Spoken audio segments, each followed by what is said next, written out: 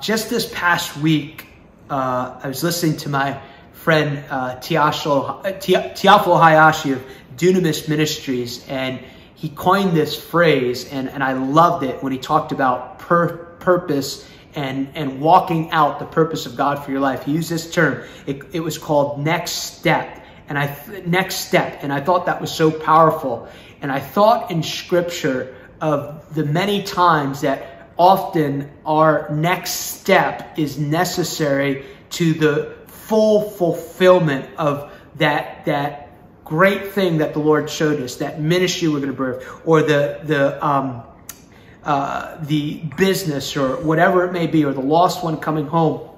And I think scripturally, you see this pattern over and over again. Genesis 1, God creates man to be a steward of the earth, to be his ambassador of the earth. And what's the first thing he does? He takes the day off. Joseph receives a dream from the Lord. And what's the first thing that he does? He is still in obedience to his father to serve his brothers and bring them food when they're out.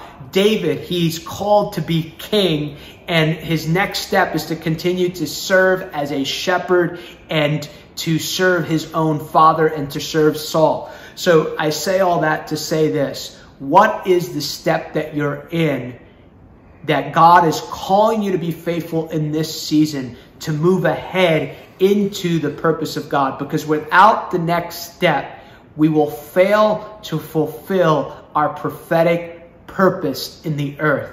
And this is a season, this is a defining season for God's people, where we don't want to look to the left or to the right. And it's so important that we are taking care of the next step. And it's not the next step in our own strength. It is the power of God working on the inside of us. So today, I bless you to embrace stewardship of your next step so you can keep walking in progress towards the purpose of God.